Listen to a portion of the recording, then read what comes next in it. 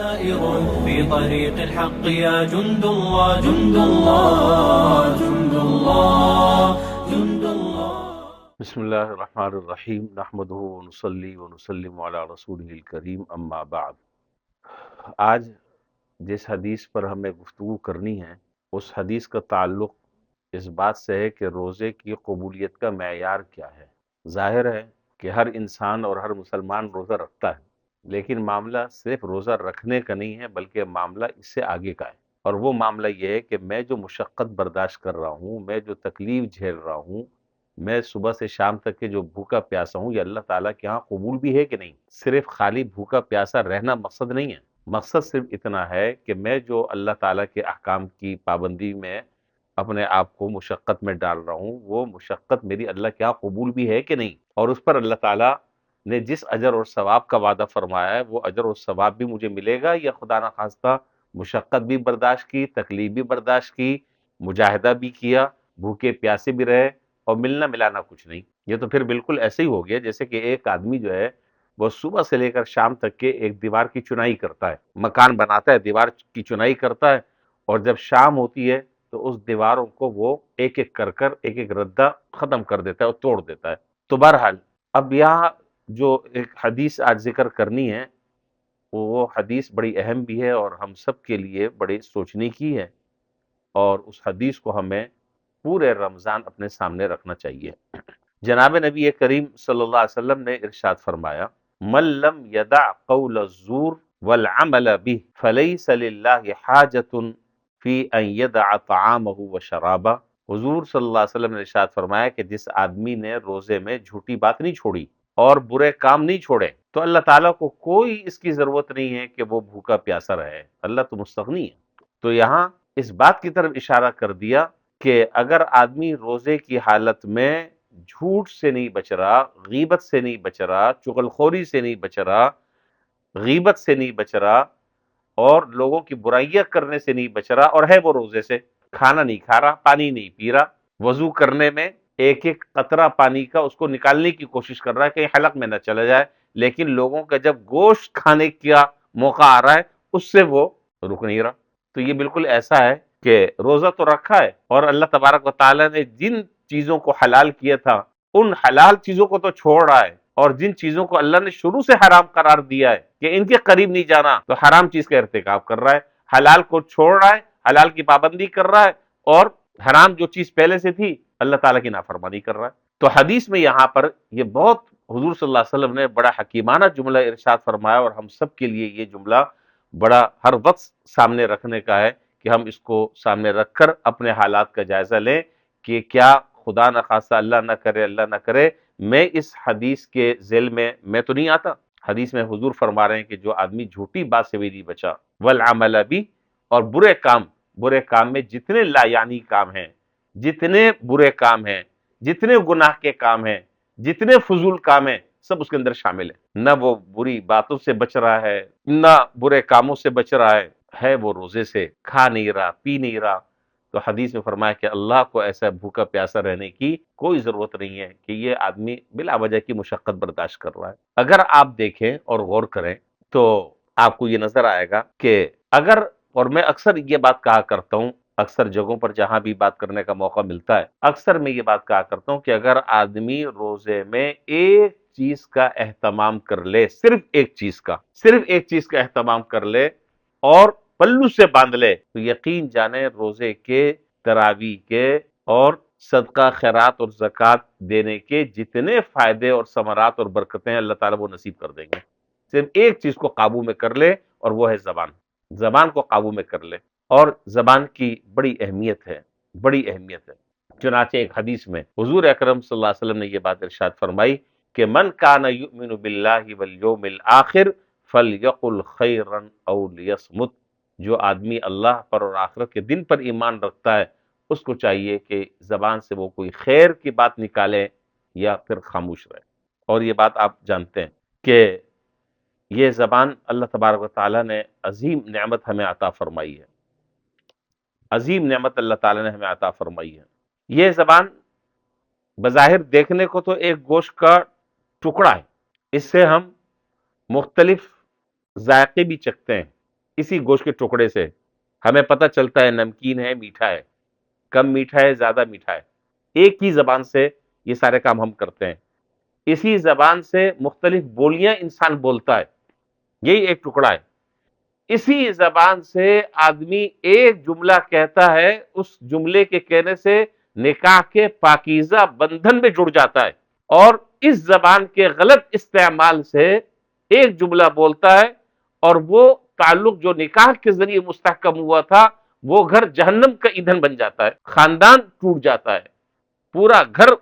تباہ و برباد ہو جاتا ہے، بچے بیوی تتر بتر ہو جاتے ہیں۔ وہ کیا ہے؟ وہ کوئی لیٹر نہیں مارتا، زبان سے وہ اتنا جملہ کہتا ہے کہ میں نے طلاق دے دی، زبان ہی سے یہ جملہ کہا ہے نا۔ اسی طریقے سے آپ دیکھیں ایک آدمی جو ہے وہ 70 سال تک کے کفر کی زندگی پر چلتا رہا، 70 سال سے وہ کافر تھا، ایک منٹ کے اندر 10 سیکنڈ کے اندر اس نے صدق دل سے کہا لا الہ الا اللہ محمد رسول اللہ، اب وہ اسلام کے اندر داخل ہو گیا، اور وہ 70 سال کی جو کفریہ زندگی تھی اللہ تبارک و تعالیٰ نے سارے گناہوں کو معاف کر دیا۔ تو یہ تبدیلی، یہ اتنا بڑا جو انقلاب آیا اور اتنی بڑی جو تبدیلی آئی، وہ تبدیلی کیا؟ زبان کا صحیح ایک بول بولا، زبان سے صحیح ایک جملہ بولا اور کلمہ پڑھ لیا اخلاص کے ساتھ۔ تو حدیث میں ہے الاسلام ینہدم ما کان قبلہ، اسلام جو ہے وہ کفر کی تمام چیزوں کو منہدم کر دیتا ہے، ختم کر دیتا ہے۔ اسلام لے آیا، اب بالکل گناہوں سے پاک صاف ہو گیا، ایسا جیسے کہ آج اس کی ماں نے اس کو جنا ہے۔ تو میں یہ عرض کر رہا تھا کہ ہم اگر اس ایک چیز کو رمضان میں قابو کرنے کا عہد کر لیں، صرف ایک چیز کو قابو کرنے کا عہد کر لیں کہ ہم اپنی زبان پر تالا لگائیں، زبان کو سوچ سمجھ کر استعمال کریں، ہم یہ طے کریں کہ زبان اگر کھولنی ہے تو اس سے خیر کی بات ہم نکالیں گے، نہیں تو خاموش رہیں۔ یہ زبان اس لیے کہ آپ اللہ تعالیٰ کا کلام پڑھیں، یہ زبان اس لیے کہ آپ ذکر کریں، یہ زبان، اور حدیث میں ہے کہ جب ایک شخص سبحان اللہ ایک جملہ کہتا ہے تو آدھا پلڑا میزان عمل کا جھک جاتا ہے۔ ایک مرتبہ سبحان اللہ کہنے سے اگر یہ آدمی تہیہ کر لے کہ جتنا فارغ وقت ہے اس فارغ وقت میں تسبیح پڑھوں گا، اللہ تعالیٰ کا کوئی نہ کوئی ذکر کروں گا، استغفار کروں گا، درود شریف پڑھوں گا، تو یقین جانے اس کا وقت، اس کی زندگی کے دن اور رات، اس کے منٹ اور سیکنڈ، اس کے گھنٹے کتنے قیمتی بن جائیں۔ ورنہ تو آپ نے دیکھا ہوگا کہ رمضان میں ہم نے بھی دیکھا اور آپ نے بھی دیکھا ہوگا، اور رمضان جو ہے، میں ایک بات اور بھی عرض کر دوں، رمضان صرف جو ہے وہ افطاری کرنے تک کے وقت کا نام نہیں ہے، افطاری کے وقت تک کا نام نہیں ہے، اس کے بعد جو رات ہوتی وہ بھی رمضان ہے۔ اب آپ نے دیکھا ہوگا تراویح سے فارغ ہونے کے بعد پوری رات ہوٹلوں پہ کوئی لوڈو کھیل رہا ہے، کوئی مختلف قسم کی مجلسیں گناہ کی لگایا ہوا ہے، کسی کی کوئی نقل اتار رہا ہے، کوئی کسی کی غیبت کر رہا ہے، کوئی کسی کی برائی کر رہا ہے، اور سارے زبان کے جتنے بھی گناہ ہیں وہ سارے کے سارے چل رہے ہیں، اور یہ رمضان میں یہ کام ہو رہا ہے۔ تو وہ اس آدمی کو یہ حدیث سامنے رکھنی چاہیے کہ اللہ تعالیٰ کو ایسا بھوکا پیاسا رہنے کی کوئی ضرورت نہیں، تم بھوکے پیاسے رہو، کوئی اجر اور ثواب ملنے والا نہیں ہے، تم 70 سال سے اس طرح کا روزہ رکھتے رہو، لیکن اس روزے کے تمہارے جسم پر خوشگوار اثرات مرتب نہیں ہوں گے، تمہاری زندگی نہیں بدلے گی، جس طرح زندگی گزر رہی ہے اسی طرح چلتی رہے گی۔ اس لیے ہمیں تو اپنے آپ کو بدلنا چاہیے، اور ہم سب کو یہ سوچنا چاہیے کہ یہ رمضان جو آ رہا ہے یہ میری زندگی کی تبدیلی کا ذریعہ بن جائے، یہ رمضان میری زندگی کے بدلنے کا ذریعہ بن جائے، اس رمضان میں میرے معمولات تبدیل ہو جائیں، میری عادات، طور اطوار، طریقے میرے تبدیل ہو جائیں، اور اگر خدا نخواستہ رمضان آیا بھی اور چلا بھی گیا اور ہم جیسے تھے ویسے ہی رہے، اس کا مطلب یہ کہ نہ ہم نے رمضان کی قدر کی اور نہ ہم نے رمضان سے کچھ حاصل کیا، خسارہ ہی خسارہ، بس بھوکے پیاسے رہے، اپنے آپ کو بہلاتے رہے۔ تو بہرحال زبان جو ہے وہ بڑی اہم چیز ہے، اور اس کو رمضان میں خاص طور پر قابو کرنے کی ضرورت ہے، اور اس زبان کے بے محابہ استعمال میں تو ہمارا پورا معاشرہ ہی الا ماشاء اللہ مبتلا ہے، الا ماشاء اللہ، لیکن عورتوں میں یہ بیماری زیادہ ہے زبان کو چلانے کی۔ چنانچہ ایک مرتبہ جناب نبی کریم صلی اللہ علیہ وسلم نے خواتین سے اور عورتوں سے خطاب فرمایا، اور اس میں آپ نے ارشاد فرمایا کہ تکثرن اللعن و تکفرن العشیر، اور اس سے پہلے آپ نے یہ جملہ ارشاد فرمایا کہ میں نے جہنم میں، اس جملے سے پہلے آپ نے یہ بات ارشاد فرمائی کہ میں نے جہنم میں تم لوگوں کو مردوں سے زیادہ پایا، یعنی جہنم میں داخل ہونے والے لوگوں کی تعداد میں مردوں سے زیادہ عورتیں میں نے دیکھی۔ تو خواتین جو تھی انہوں نے حضور سے عرض کیا کہ حضور ایسا کیوں، کس وجہ سے؟ تو آپ نے فرمایا کہ تکفرن اللعن و تکفرن العشیر، یہ تمہارے دو گناہ ہیں، ایک تو تم ایک دوسرے پہ لعنت بہت زیادہ کرتی ہو، و تکفرن العشیر،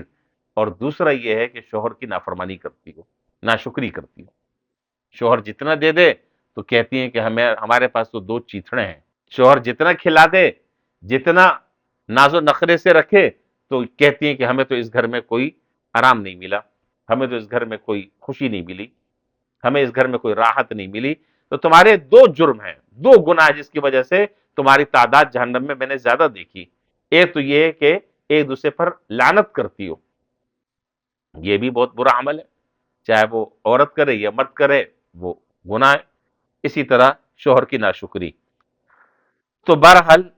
یہ اللہ تبارک و تعالیٰ نے جو زبان ہمیں عطا فرمائی ہے، اس زبان کی ہمیں حفاظت کرنی چاہیے، اور جس نے حفاظت کر لی اس زبان میں، آپ سمجھ لیں کہ دنیا اور آخرت میں وہ کامیاب ہوگا۔ ایک مرتبہ حضرت لقمان حکیم علیہ السلام، بعض حضرات نے ان کو پیغمبر کہا ہے اور بعض نے کہا کہ نہیں پیغمبر تو نہیں ہے، لیکن اللہ تعالیٰ کے نیک بندے تھے، اولیاء اللہ میں سے تھے، اور راجح قول یہی ہے کہ حضرت لقمان اللہ تعالیٰ کے نیک بندے تھے۔ ان کے حالات بڑے عجیب و غریب ہیں، کسی وقت انشاءاللہ موقع ملے گا تو ان کے حالات میں سے کوئی باتیں میں انشاءاللہ عرض کروں گا۔ حضرت لقمان حکیم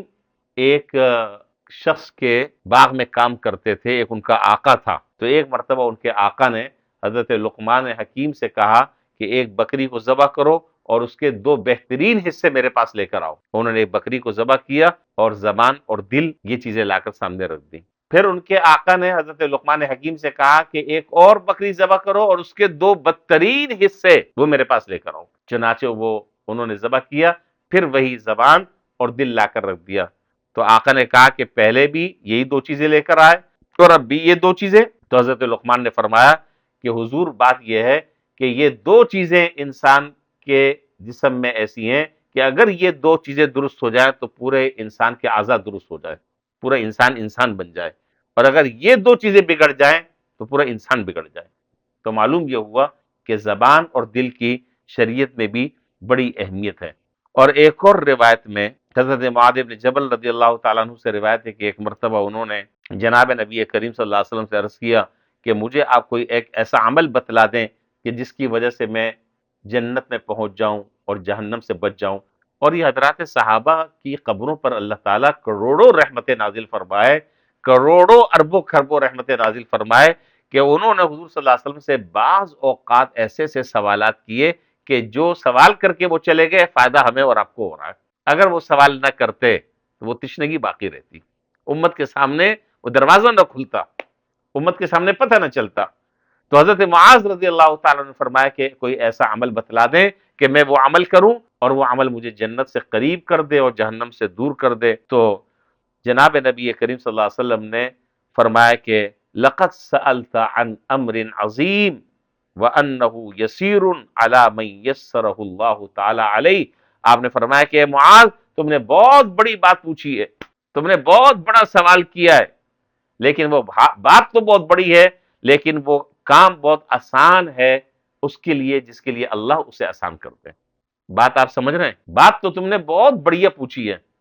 لیکن وہ کام آسان ہے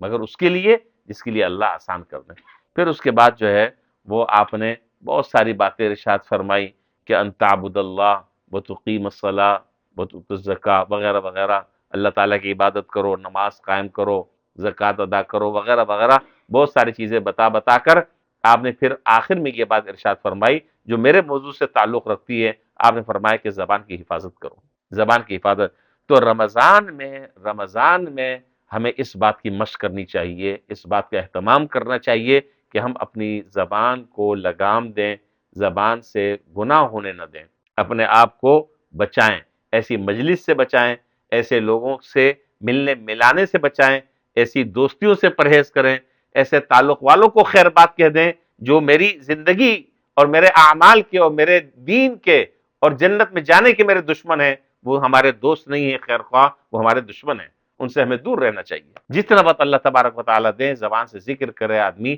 خیر کی کوئی بات کہہ دے، نصیحت کی کوئی بات کہہ دے، اور رمضان میں تو خاص طور پر ہر طرح کی غیبت، برائی، چغلی، ادھر کی ادھر، ادھر کی ادھر، فضول گوئی، لا یعنی باتیں، ان چیزوں سے اپنے آپ کو جتنا ہم بچائیں گے، انشاءاللہ رمضان کے فوائد، اس کے ثمرات اور اس کی برکتیں اللہ تبارک و تعالی ہمیں نصیب فرمائیں گے۔ اور آخری بات کہہ کر میں بات ختم کر رہا ہوں کہ رمضان صرف جو ہے وہ بھوکا پیاسا رہنے کا نام نہیں ہے، بلکہ ٹوٹے ہوئے دل کو جوڑنے اور بگڑی ہوئی زندگی کو سنوارنے کا نام ہے۔ اللہ تعالی ہم سب کو اس پر عمل کرنے کی توفیق عطا فرمائے۔ وآخر دعوانا ان الحمدللہ رب العالمین۔ سائر في طريق الحق يا جند الله جند الله جند الله جند الله